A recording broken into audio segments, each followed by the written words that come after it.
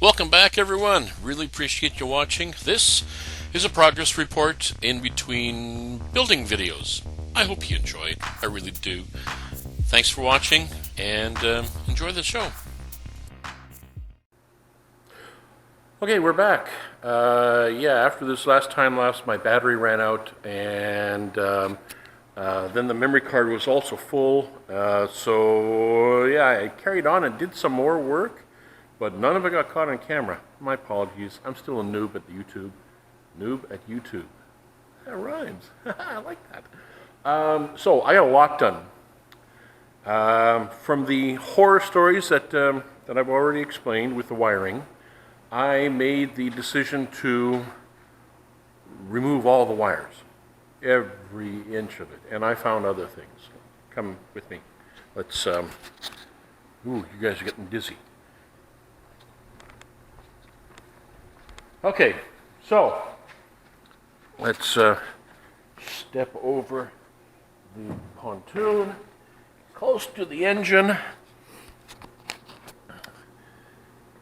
Now, if you remember the voltage regulator, which an inverter, because it takes the AC from the engine, converts it to DC, and regulates it to should be 13.5, 13.8 volts. That was fastened to this metal bar here with duct tape and sponge foam, as I'm recapping. It was fed from a pair of wires, and then they went to lamp cord, and yeah. Now, I thought those pair of wires that came from this plug here was factory, but it wasn't. If you notice, there's two wires here, and the wire that was there, I've thrown out because it was twisted and taped. No crimp connectors, no solder, no type of physical connection that anyone with any semblance of intelligence would consider a solid connection. I found that early, before I had ripped all the wires out. When I discovered that, the decision was very easy to make, and the decision was to strip every single wire out of this aircraft. All of it. 100%. There's no more wiring in this aircraft at all.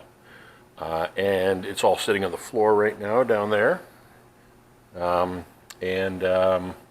Good riddance to it, because a lot of it was probably okay, and a lot of it was a horror story waiting to happen. So this system is going to be completely rewired. Two very boring minutes later. And then, of course, the current coming from the stator right here. I was going to remote my voltage regulator right to the front, but I think that's probably going to induce too much noise in the system, because it is, an AC waveform, and the voltage climbs, and as the current load, it's just going to get bigger and bigger and more noisy, and I think I might be introducing noise that I don't want. So I'm going to try to keep this line as short as possible, and I'm going to mount the voltage regulator behind here. Now, there's nowhere to mount it right now. If we look inside here, the tubes go up-see, down-see. Well, I could mount it on that plate back there, but I'm probably going to just have to add a plate between these tubes and mount it on that, nice and high, close to the engine, shortest line possible from the stator to the regulator. Make sure the regulator is on a large enough piece of aluminum plating to serve as a heat sink, which wasn't done before, because it is capable of 12 to 12.5 amps. That's actually quite a bit of power. That's actually a lot of power. 12.5 amps, 12 volts DC. Darn, you can kill somebody with that easy, and then some. You can almost kill an elephant with that. No, maybe not. Oh, you probably could. 12.5 amps, yeah. If you, well, anyways, won't get into that. So 12.5 amps is quite a bit. Now, that's with the factory voltage regulator. And everything I saw online from Otex looked different than this. This might be an old model Rotex.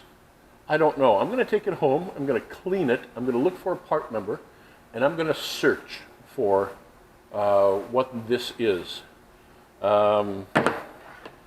Because if it's producing 12.5 amps, the only method of heat sinking is this aluminum over here, which, you know, of course there was no heat sink at all. However, the only thing that it was doing was really charging a battery and providing a small amount of current to a handheld radio that was inside here. This aircraft had no lights, it had no electronics at all of any kind. The only other load that could have possibly be put onto that system while it was running was the electric fuel pump, which is milliamps. So it wasn't drawing a lot other than to charge a battery, and so it would have been fine for that. Now I'm putting new instrumentation inside here, and the instruments I'm putting in will be backlit. Doesn't draw a lot because they're LEDs. And I am debating on going with an EFIS panel in here, a small one, you know, for ultralights. There's actually, I haven't decided on which one, but I'm really strongly leaning towards what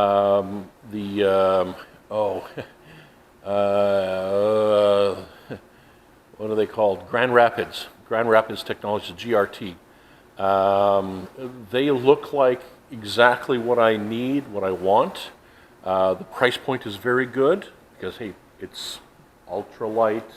It's, you know, we don't have a lot of money. So I'm leaning towards the Grand Rapids Technologies, their Micro X series maybe. We'll see. I haven't quite decided on it. But that's going to introduce a certain amount of load with all the extra whatnots and doodads on there. And I am putting anti-collision lights on here. I am putting lights, LED lights on the struts, landing lights. Now, it's not going to be night rated, but it doesn't matter if it's night rated or not. You light those things up and it will have a wigwag. You're in a pattern with other aircraft. They're going to see me. The big thing is I'm looking for them, but I don't want the other pilots, especially if you're in a busy area, to wonder where the heck this guy is, especially if it's a bit of an overcast day. I mean, the clouds are high, but it's overcast, it's gray, you know, that kind of stuff. And what color is this? It's gray.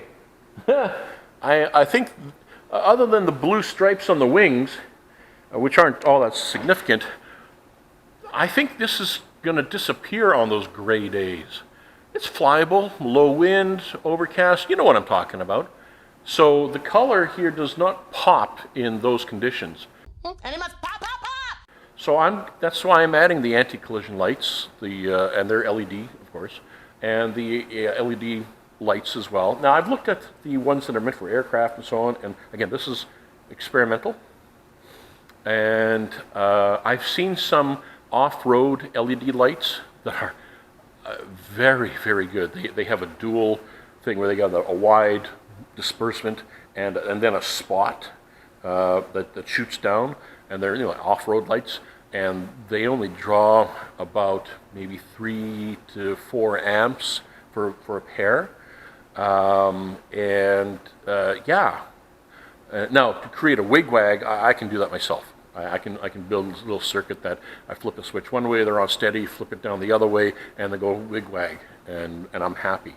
And that is something that is going to be put on here, which means all that verbiage that I've been saying means that this might not be capable of providing the power I need or want. This might be rated for a very low draw. I mean, it might be rated for like 6 amps or 8 amps, who knows? But that's too close. That's too close to call it. Like, no, no, no, no, it ain't going to happen because if you're charging a battery at the same time.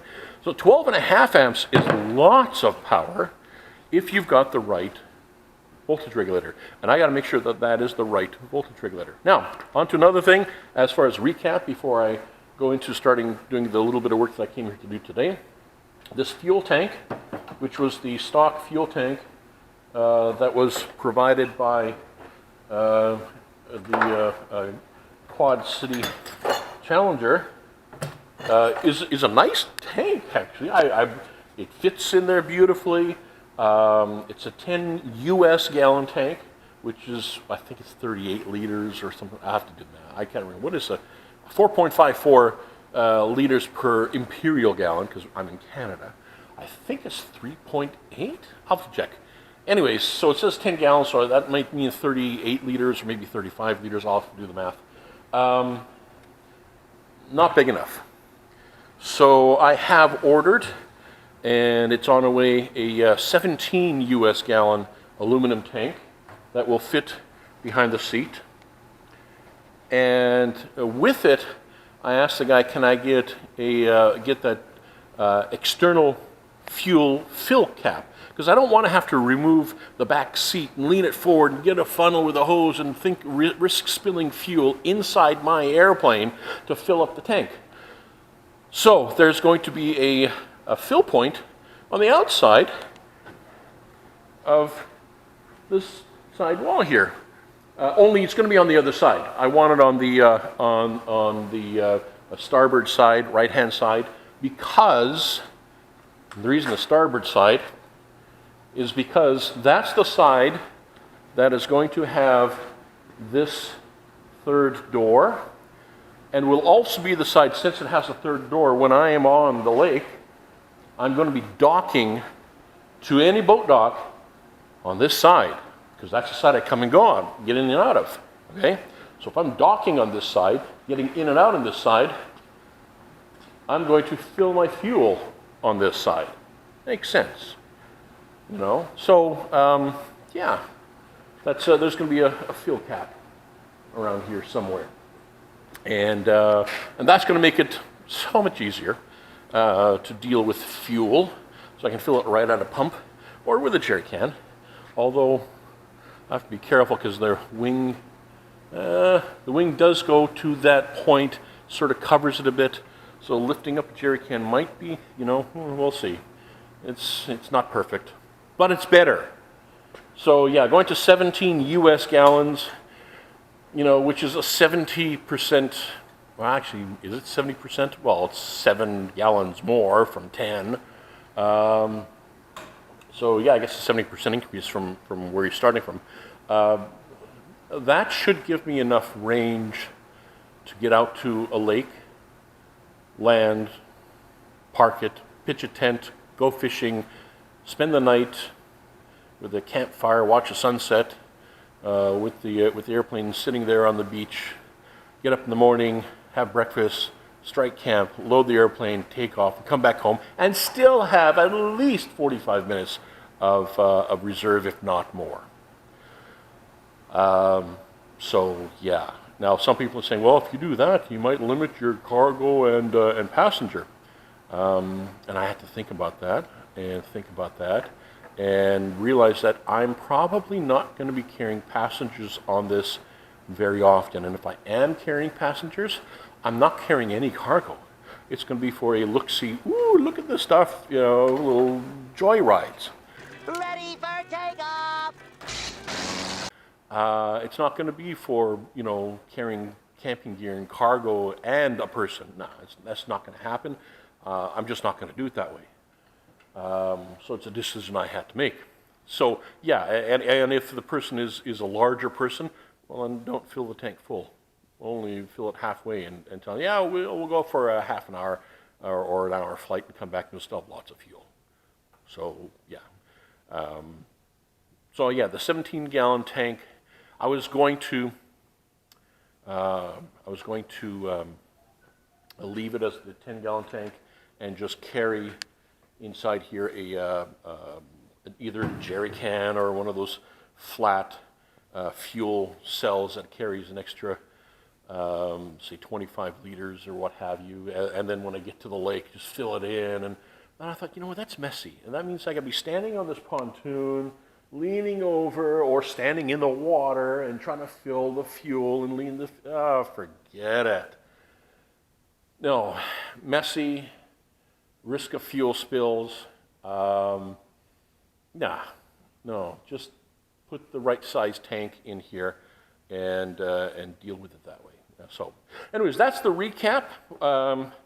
As you can see, the instrument panel is out. I'm going to switch hands here because my left arm, which has been holding this, is getting tired. It's not that it's heavy, it's just, so as you can see, the instrument panel has been removed. Here is the old instrument panel blank.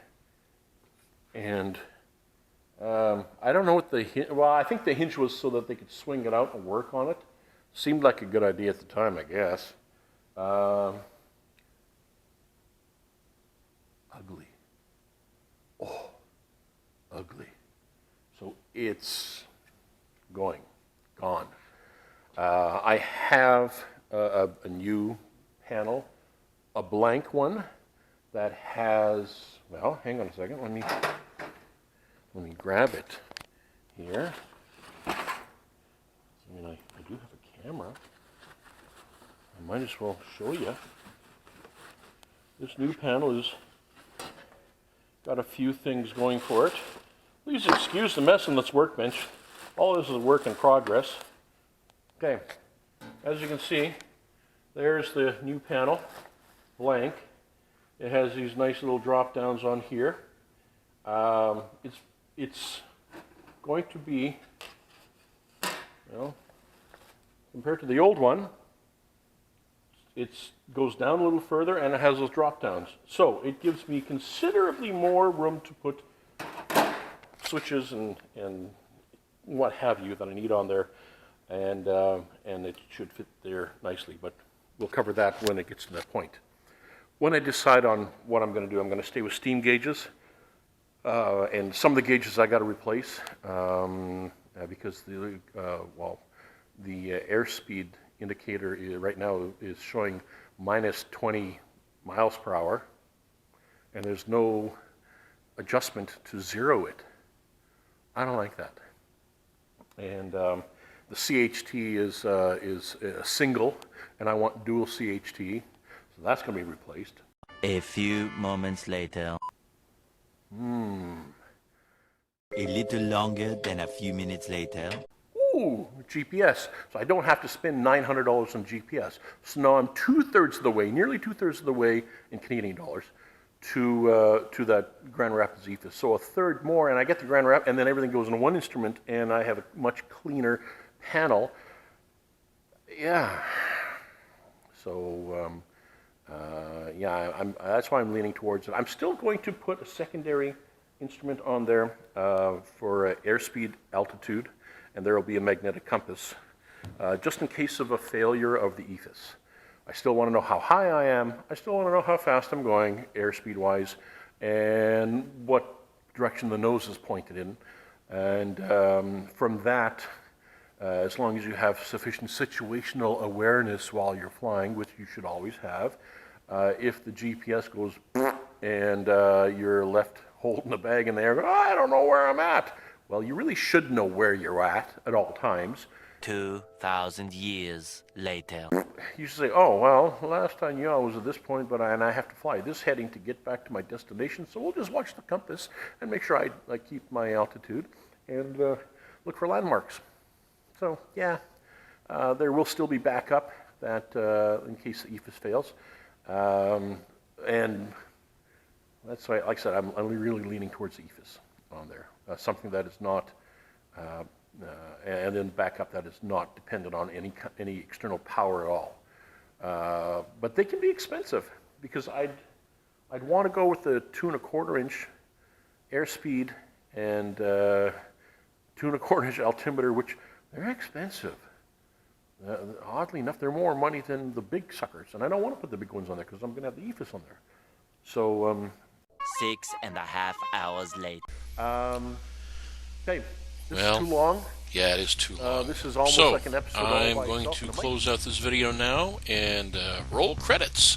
Thanks for watching. I really do appreciate it. Like, subscribe, and do all the rest. And we'll see you again.